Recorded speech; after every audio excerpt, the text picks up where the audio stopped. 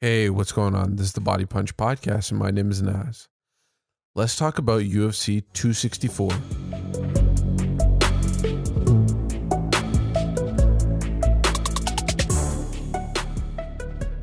So, we have the trilogy fight that many people have anticipated.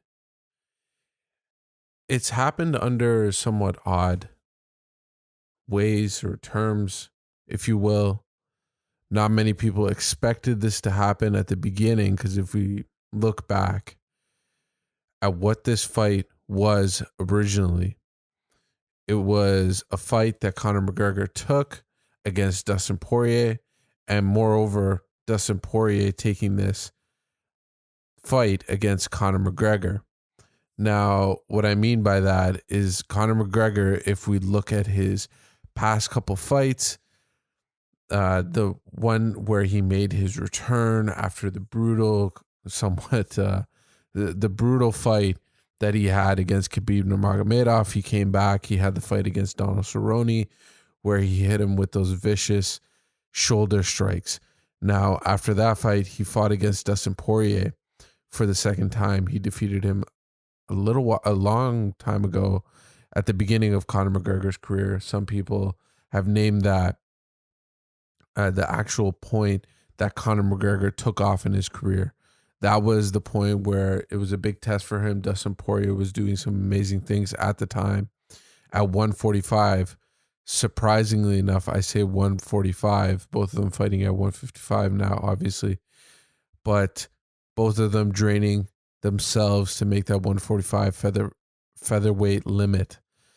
And now both of them have one win apiece. This is the third fight in this trilogy, obviously, but this is at the beginning, right after this fight, after the second fight. It wasn't really a thought that crossed people's mind that Conor McGregor and Dustin Poirier would fight each other again. Now, Dustin Poirier said to the media, and this is something that we all know, that he wanted to take this money fight instead of fighting for the belt. That's where Michael Chandler and Oliveira fought. And many people thought, and myself included, that the rightful owner to a spot to fight for that belt should be Dustin Poirier after Khabib Nurmagomedov had left. But he went on to take this fight against Conor McGregor. Now, in the original fight, Conor McGregor and Dustin Poirier, the UFC put out the fight again, and I had a chance to take a look at it a couple times, review specific spots in the fight.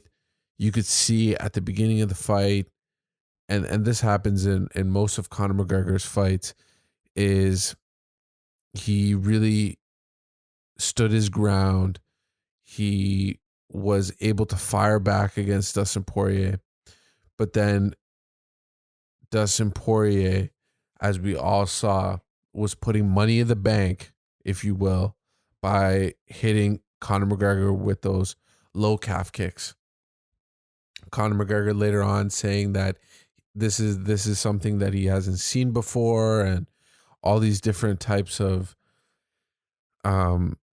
not excuses, but reasons why he might have been more affected by these low calf kick shots than other fighters. He said that he's been out of the game for a little while. In the Donald Cerrone fight, it was so short. It was only a one-rounder. And really, he didn't face much adversary in that fight. When it comes to that fight, like I said, it was a very short fight, and Conor McGregor took him out in the first round. So he didn't see any of the new stylings, and Cowboy Cerrone being somewhat of an old school fighter. He's been fighting for a long time. He doesn't come with these new bag of tricks. Now, Dustin Poirier, he's been in this game for a long time, but he keeps on learning and developing these skills, especially at that team down in Florida, American Top Team. That massive camp, they're always learning, and Dustin Poirier's got a great team around him of coaches, of teammates, and I bet you they're all feeding each other with knowledge on specific things. They got so many people that are specialists in so many different um, facets of the sport, and I bet Dustin Poirier learns every day new skills. Now, like I said, he was putting money into the bank with those low calf kicks against Conor McGregor, and this really affected Conor McGregor's um, movement, and you could see that it turned into something that he was really focusing on defending, and because of that, it opened him up a little bit. And at one point, Conor McGregor just took some shots, and this is the first time in his career where he got TKO'd. Now, if we really dive into that fight a little bit more, the second fight, that one right there it was weird because of not the backlash that Conor McGregor received, but it was just a quick analysis that everybody gave. Now, both of these fighters fight with their left hand forward, and that causes a little bit of different tactics used. And we see this in any other sport. This is just something that for people that watch the sport all the time, this is something that we know. But when you have two southpaws going against each other, it presents different opportunities to attack, and it also, you need to defend for different things. Both of your left foots are almost touching, and people were talking about how Conor took a more boxing approach to this fight, to the last fight, and that might be due to the looming Manny Pacquiao fight, or it might just be looming to Conor McGregor's boxing career. But I don't think that was the case, and I think after more analysis, many people thought differently. They understood that what Dustin Poirier what he was presenting to Conor McGregor, the way that he had to defend it and the way that he had to deal with it in all of these situations was the way that he did, which was taking a more boxing approach, not throwing some of those crazy kicks that he uses, more of a way to mix it up. He uses it as, I call it like a homing device. And what I mean by that is he's able to dictate range at that point. When he throws those spinning kicks and those, it takes those energy kicks, like it takes a lot of energy out of him. What he's doing there, I think, and I'm not his coach and I'm not there, but what I've seen from it, it's more of a way, when a boxer's in a ring and he's fighting someone and he just throws the jab as a feeler punch, it's to dictate range. Now, we all, these boxers go in there and they have eyes, they can see how far away these people are, but it's just somewhat of it's kind of a tick that boxers and MMA fighters use to dictate that range and to really, put their opponent in a certain area that they want. Now, if you look at the way that Conor McGregor fights, and Luke Thomas, who has done many detailed analysis of the way that Conor McGregor fights, but it's always, his whole game is centered around his left hand.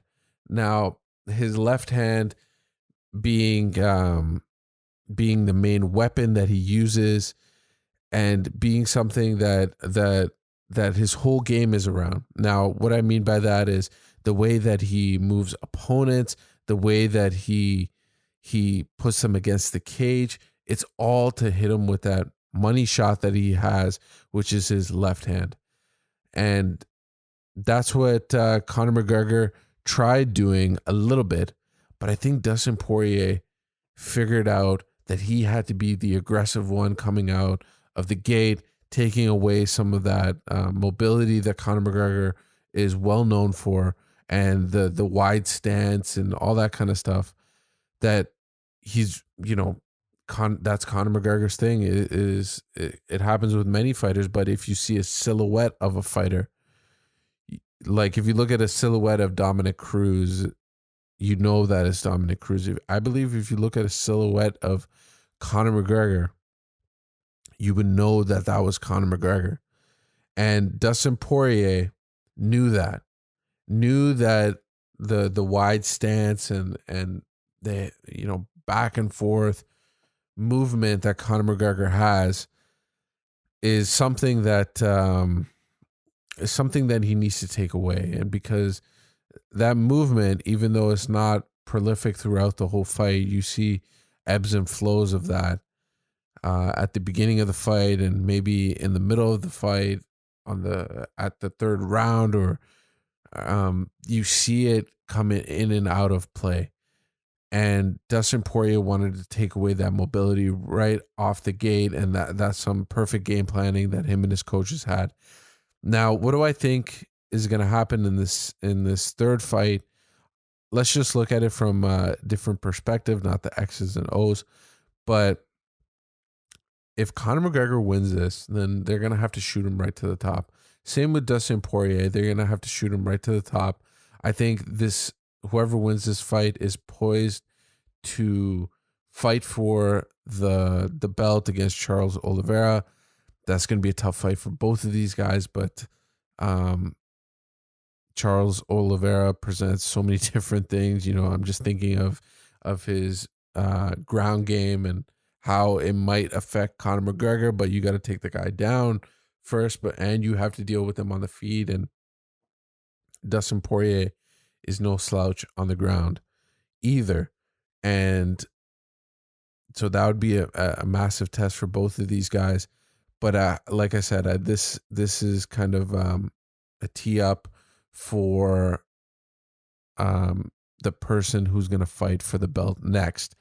I think this is for the next contender. Obviously, Dustin Poirier being number 1, Conor McGregor being number 5, but he's got the namesake, and it'd be such a massive win because Dustin Poirier, even before this fight against Conor McGregor, he was on a tear, and he was going through the best of the best in that division, only to be stopped by Khabib Nurmagomedov, who stopped everybody, obviously, going without a loss in his career. You can see it right here.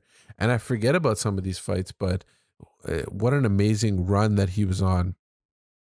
He beat Justin Gaethje by KO. That was an amazing fight, back and forth.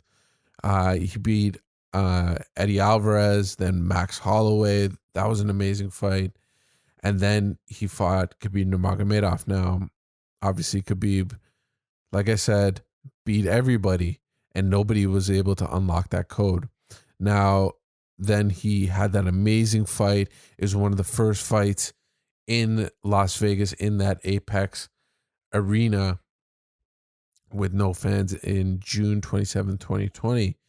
And he beat Dan Hooker by unanimous decision. I remember that fight fondly. It was a tough fight, but Dustin Poirier remarked that these are not the type of fights that I want to be in. And then after that, he fought Conor McGregor, and surprisingly, he TKO'd him.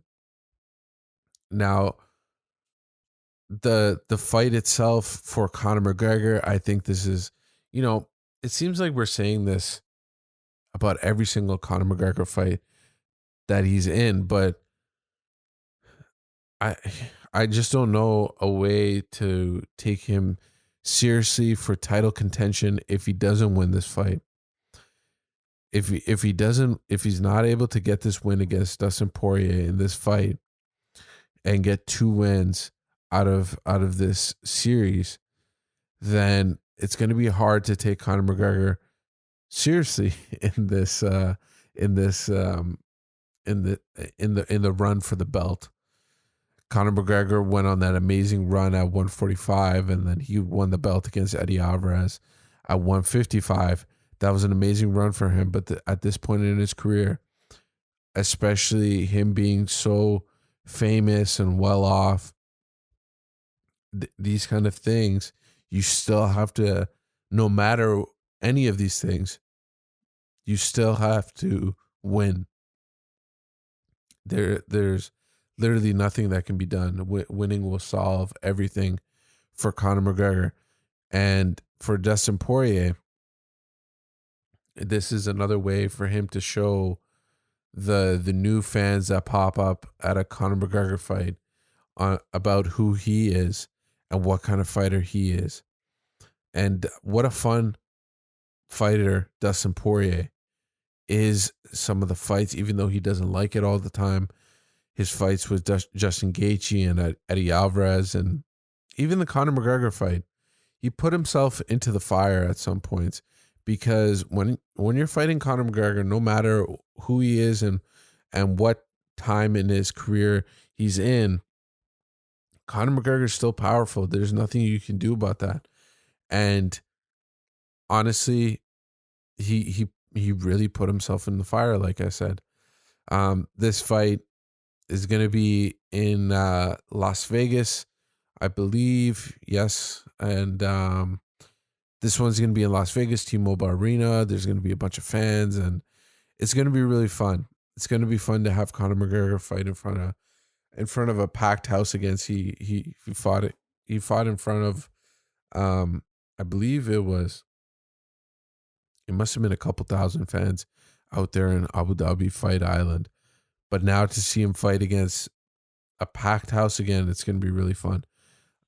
Especially at T-Mobile Arena, Vegas. A bunch of people are flying out there and checking out this fight. It's going to be amazing. It's going to be fun to watch. And it has real implications for both of these guys, even though it might not be the right fight to make, because Dustin Poirier has a real claim to a title shot, and he was asking for it so long, but he chose this himself. This is the way, this is the path that they both of these fighters want to go into. And just another point on this fight particularly is that Conor McGregor went into the first fight and really got into the head of Dustin Poirier. Then in the second fight, he was really nice to Dustin Poirier. And I think Dustin at that time was just waiting for Conor to explode on something. But it seems like things are getting heated up again. And Conor is talking a little bit of trash, but he's really secluded himself, locked himself up. Apparently he started a new gym for himself in South Florida, and he's been hanging out there and training. And he's even locked himself away from his family and friends, and all he's focusing on is training. And if that's all true, then that's going to be amazing for Conor McGregor. That means that we're going to see 100% of Conor McGregor. Now, one last thing, I keep on saying this, but it's just there's so many points that I want to talk about when it comes to this fight and this card especially, is that there's been some rumors that Conor McGregor has some staph infection. It was a picture of him riding a bicycle and he was flexing for the camera. It looks like staph. It looks like there's been a little bit of a filter put onto that image. So who knows if it's a scrape, or because he's been riding that bike a lot, and he has been training, and this is not an easy sport to be in. So you're gonna have some nicks and bruises. But just by looking at the image and not really zooming in, but just taking a quick glance at it, it doesn't really look like staph to me. Now, we've seen in some cases that, like Kevin Lee, for example, you could see it right away, but he hid it the whole time, and I think he even got the makeup team involved to cover it up a bit. These kind of things, they really are talked about after the fight is finished. So we'll find out maybe after the fight, because I don't think Conor McGregor is going to talk about it at the beginning, and I don't think even Dustin Poirier is going to be bringing it up, because it could really jeopardize the fight. Staph is not something that you want to play with. we've learned so much about it, and how it's affected so many gyms out there, and this could really hinder the fight itself taking place. But many people have speculated that it could be staph just by taking a quick look, like I said, of the image that seems like it's been a little bit edited. I believe it could be a scrape or a bruise or something like that. Let's quickly talk about the rest of the fights on this card. We'll dive more into them in this week because it's a massive week. Whenever there's a Conor McGregor card, the every single fight gets a spotlight on it. And Gilbert Burns versus Stephen Wonderboy Thompson is one of those fights that need to have a spotlight on it. There hasn't been much fanfare or much that I've seen about this fight, but what an exciting fight for that welterweight division. You could either boost up Gilbert Burns, who's already fought for the belt and got beat by Kamaru Usman, or you could have a fresh new face facing Kamaru Usman. Now, obviously, we know that Stephen Wonderboy Thompson fought Tyron Woodley in a trilogy and lost that one, but he would be a brand new face for Kamaru Usman to fight. And that's going to be a fun fight. On the feet, it's going to be fun. Gilbert Burns got that power. Stephen Wonderboy Thompson has that karate stance and has all the karate attributes to go against Gilbert Burns. But we know on the ground that Gilbert Burns probably, most likely, almost 90, I would say 98 to 99% has the advantage on the ground. But you got to take Wonderboy down, and he's not hard to take down. Then another fight that I think is underrated just from a storyline perspective is the Tai Tuivasa fight versus Greg Hardy fight. Greg Hardy, ex-football player, we all know him, joined the UFC. He got a bunch of KOs. At the beginning of his career, he had a couple setbacks. Now, when he's been pushed in competition, the last fight that he had against Tabura, he lost that one in a decision. That's, he fought a very tough opponent, but you see him fight Castro and Green. Those guys are highly underrated and dangerous fighters. Castro, we all know him to have the devastating power that he has. And I believe Castro did knock out Tuivasa in one of in his past fights in his hometown of Australia. I'm gonna double check that right now, just to make sure I'm not thinking of someone else. So I'll have to double check on that, but I think that was the case. No, actually, I think it was Ivanov. It might have been him. That was a devastating loss for Tai Tuivasa. We all know him. We all love him. What a fun character to have in the UFC. And I think that for Tai Tuivasa, he's been on somewhat of a win streak, but then when he goes against fighters like Ivanov or Dos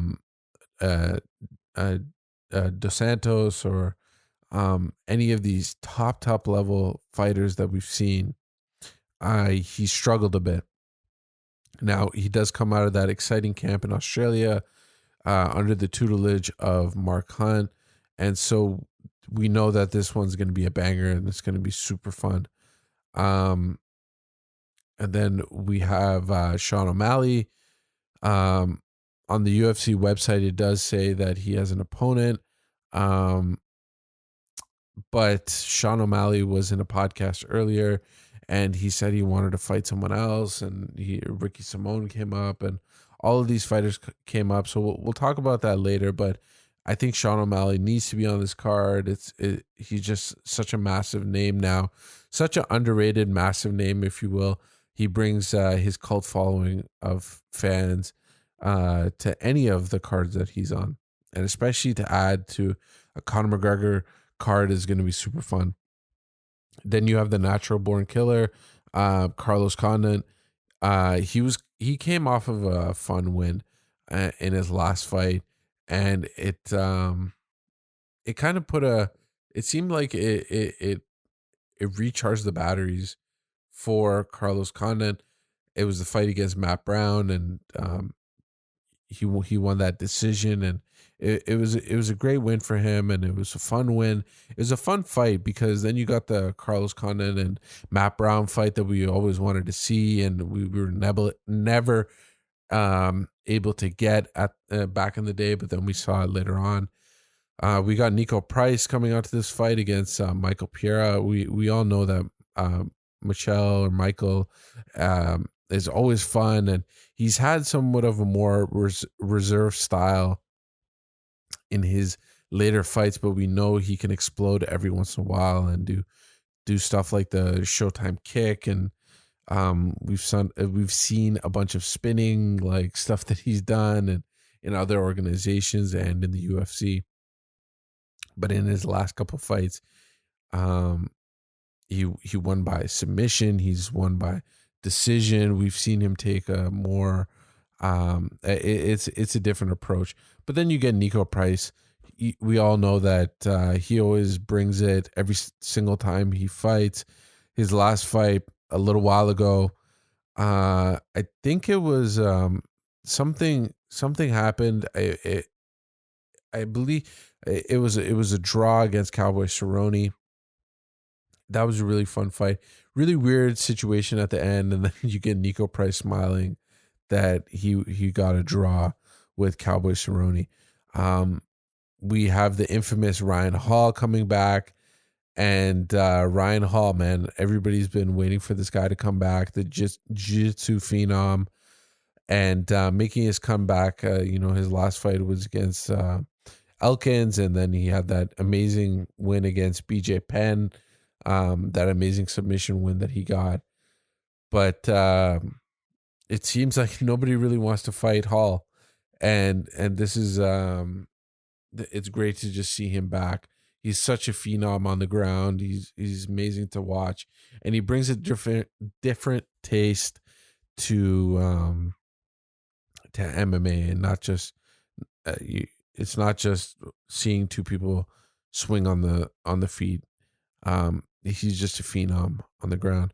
Then we got some fun fights in the early prelims, and in Omar, Jennifer Maya, Jessica I, and we have a bunch of fights, great fights here, and overall the card is going to be one that you want to watch from the beginning. You're going to watch the early prelims to the prelims, and then the main event, obviously. We're going to talk more about all of these fights later on and in upcoming podcasts. We're going to talk about them individually. I just wanted to give a quick overview on the whole card and dive a little bit into the Conor McGregor and Dustin Poirier fight. What a fun card. What a fun way to bring back the fans in Vegas and T-Mobile Arena. It's going to be super fun. It's going to be amazing to watch. And I really appreciate you guys taking the time and listening to this podcast. It's great to talk about these fights and discuss them. It's great for me to just go through the whole card and really talk to myself and talk to you guys about all of the fights here. But I really appreciate it. So if you guys could like, subscribe, leave a comment below. Let me know what you think about these fights. Also, if you can listen to the podcast on the different podcast networks, that'd be highly appreciated and amazing. If you could leave a review and 5 stars and all that good stuff, that'd be great. This has been the Body Punch Podcast. My name is Naz. Bye.